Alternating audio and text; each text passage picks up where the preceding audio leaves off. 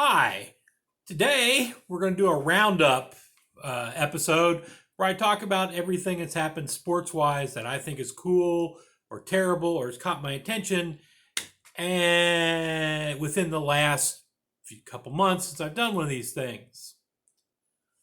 I'm Ken Lammers. This is Minor League Matters. Let's get cracking.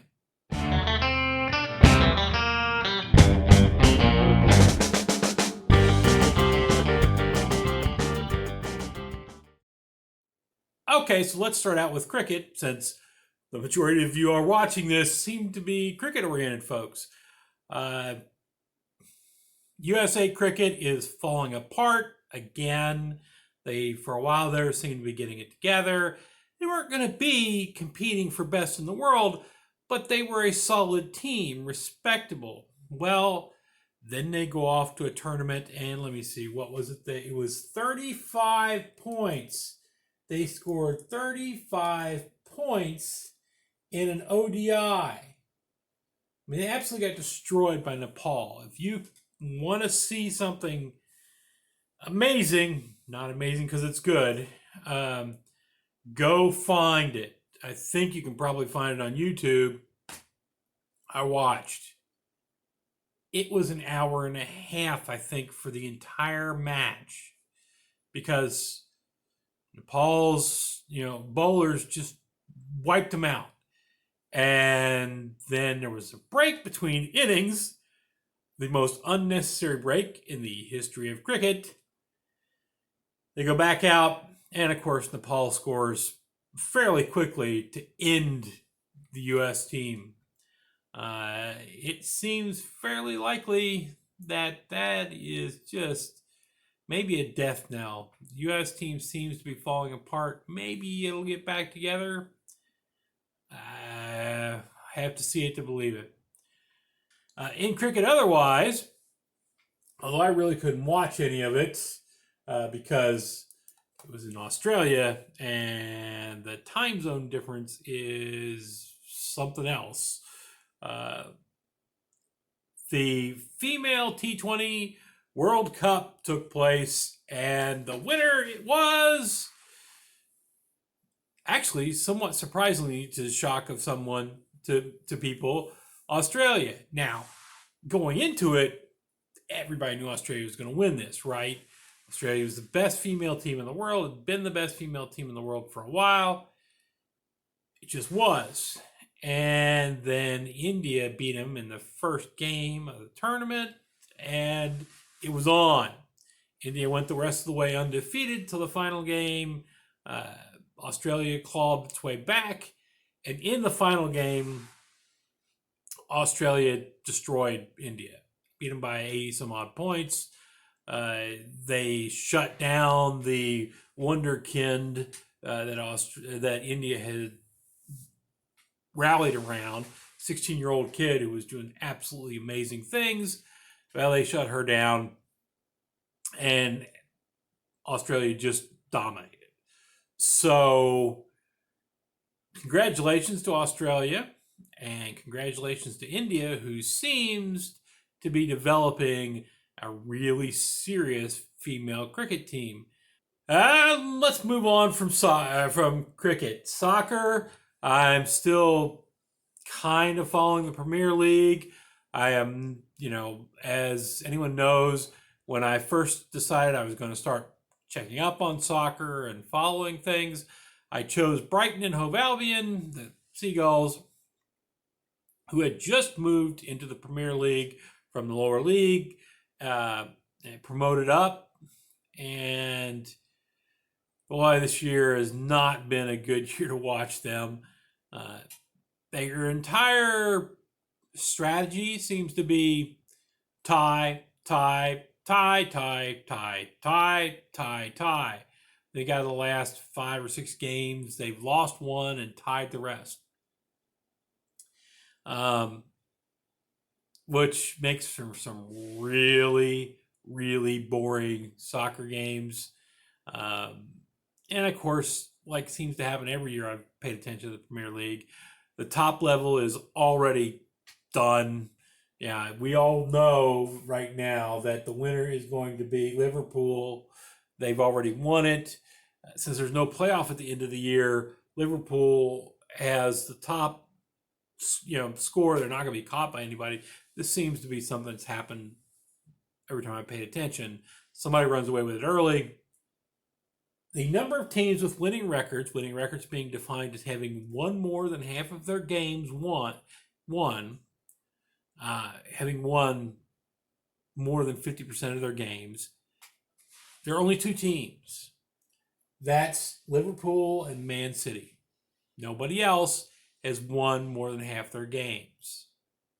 And the team I've been following, uh, Brighton and Hove Albion, is down at 15. They are the top of the bottom tier, right? Because they tie all the time. They've been able to stay ahead of the teams below them, not by terribly much, and they could be caught, but by, let me see who could be right behind them, catch them. West Ham United, Watford, and Bournemouth are right there, with Aston Villa a little bit further back. And two of those teams, Aston Villa and Bournemouth, are in relegation zone. So that's a 2-point difference. That can be caught up pretty easily, except for the fact that, as we all know, those teams down there are going to lose a lot. And if Brighton and Hove Albion continues its tie strategy, getting 1 point for each tie, it could hold on. So we'll see. I promised I would keep track of the Premier League and watch games occasionally, as long as Brighton Hove Albion was still in. And it looks like, assuming things don't majorly change before the end of the season, that I'm going to be watching again next year, because Brighton and Hove Albion is going to hold on by the skin of its teeth one more time. And having talked about soccer, let's talk about hockey. The big thing in hockey that I really was tickled pink by was a game between the Carolina Hurricanes and the Toronto Maple Leafs. Toronto Maple Leafs being, as we all know, the biggest whiners in hockey, and the people who expect their team to do the most amazing things, which they really ought to be able to, because they pay them amazing amounts of money. Three biggest points about Toronto. Carolina went up there, and Toronto took out both of Carolina's goalies. The first one on Toronto. The second one was on Mrazek. Carolina's goalie, who came out and put himself in a position where he just got slammed by a Toronto player. And that was not the Toronto player's fault. The Toronto player initially was supposed to get a 5-minute major, and then they changed it to a 2-minute minor for taking out the goalie. He really shouldn't have gotten anything. But what happened because of all this was that David Ayres, an employee of Toronto, who was the emergency backup goalie, and for those of you who don't know what it is in hockey, you can only have two goalies with your team at any given time.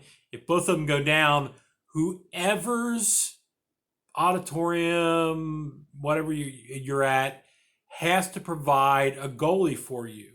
And it's usually some guy who minimally competent, right? And this guy, David Ayres, was minimally competent. Apparently, he's the Zamboni driver for their minor league team, the Toronto Marlies, and maybe more. He's a maintenance kind of guy, right? Good guy from everything I saw, but not somebody who had any business being on a NHL rink. He comes out, almost immediately Carolina scores another goal to give him a little bit more room, and I think he had 3-point lead at that point. Toronto scores 2 on him fairly easily and should have kept going.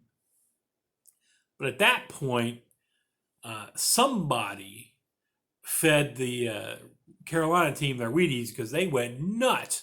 The best defense I think I have seen ever watching hockey. Now, I haven't watched hockey as long as a lot of people, but that was amazing.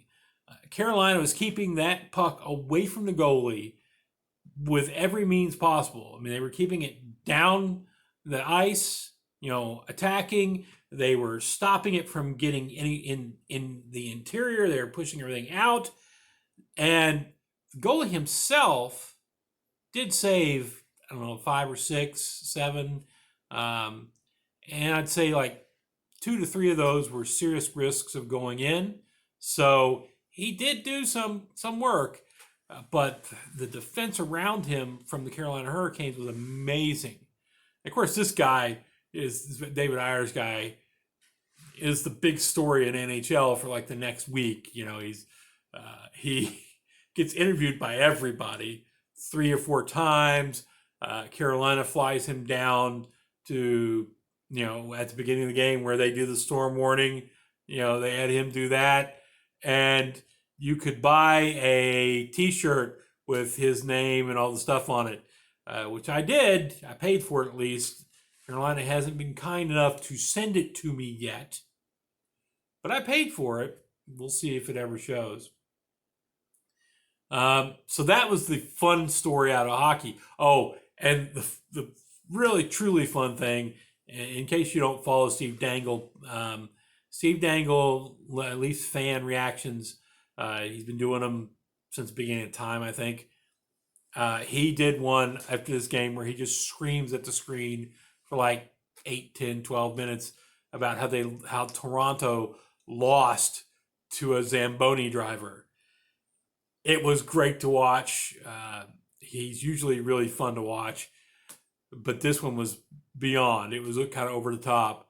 It was enough that I even went and watched the Steve Dangle podcast, which I don't watch anymore. I stopped watching it after they used it as a political platform, but I did make an exception and go back and watch it this time because I just wanted to see it, and it was hilarious to watch. So I recommend both of those to you, actually. I recommend the Steve Dangle and the Leafs fan reactions, and that specific episode of the Steve Dangle podcast, although I can't recommend the podcast generally. Getting back to everything else, the ongoing story where I'm at and through a lot of baseball is the fact that Major League Baseball is trying to destroy the minor league system for no credible reason. They want to destroy 3 leagues. They want to destroy a bunch of teams in towns where they just don't care for the town where the team is. It's the whole 42 teams will be destroyed if Major League Baseball has its way. They keep offering up this thing where we will set up a dream league, which is a garbage thing. What they're trying to do is say, we'll set up a league that we know will fail, but then we'll pull out, leave that league, let that league without major league support fail after 2 or 3 years and say, wasn't us. That's what they're offering. And we all know it's garbage. They know it's garbage. Various congressmen know it's garbage. But where I'm at, the Appalachian League is almost surely doomed if they're really wanting to do this garbage. Sadly, it will mean the end of baseball in Eastern Tennessee,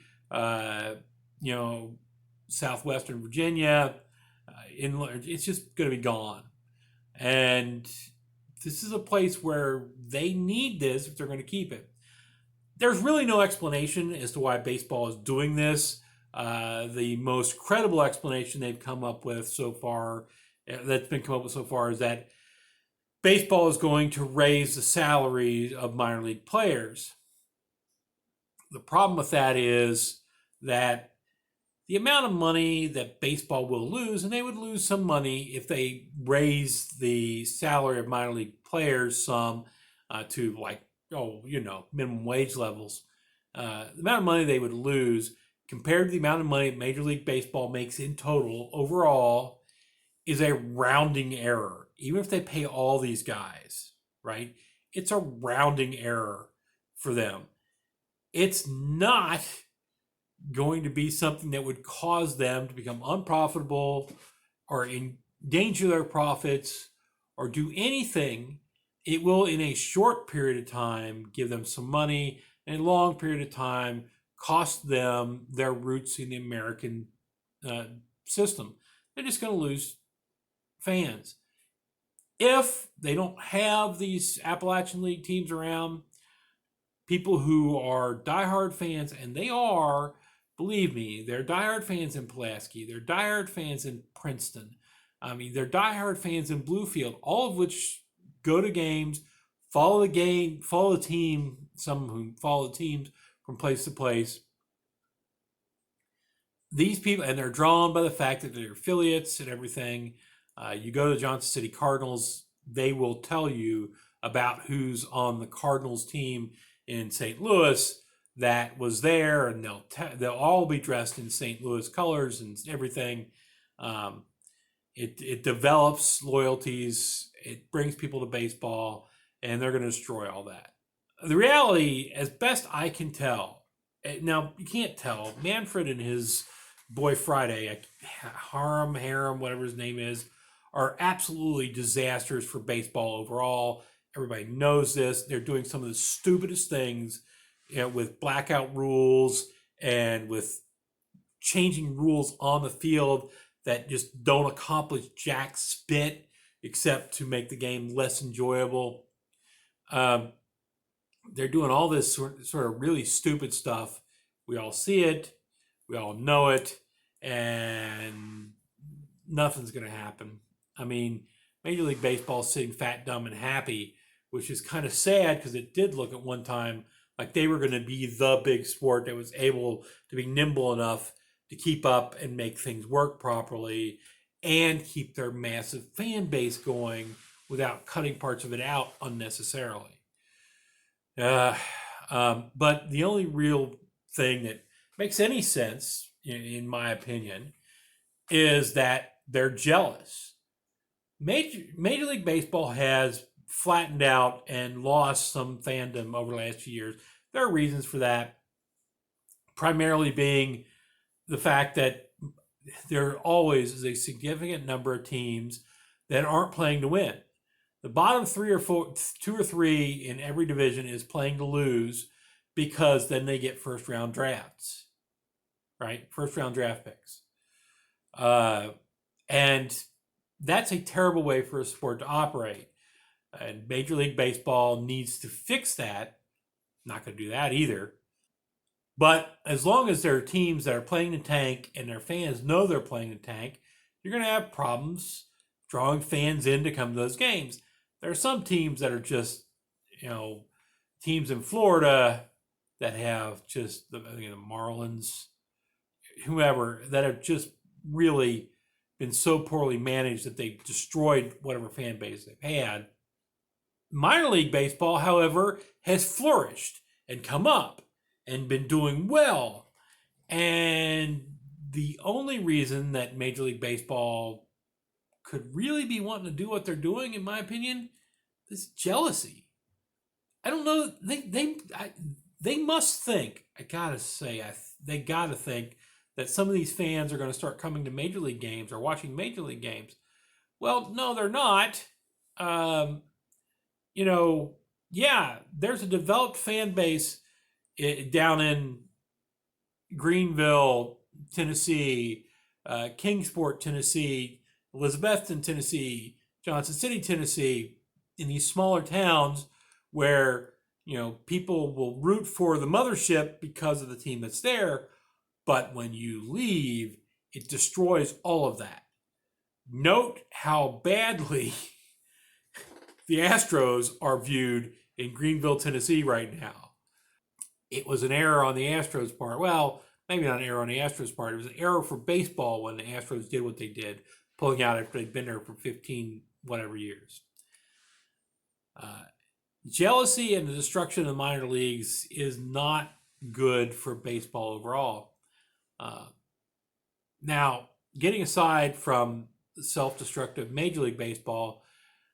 What's going on over in the Far East, Japan, Korea, Thailand, and others setting up the World Baseball Softball Organization is potentially a really good thing that could make baseball stronger around the world. We've seen it grow in Australia. We've seen obviously Thailand, Korea, and Japan have different models than American baseball, but they're doing really well, right?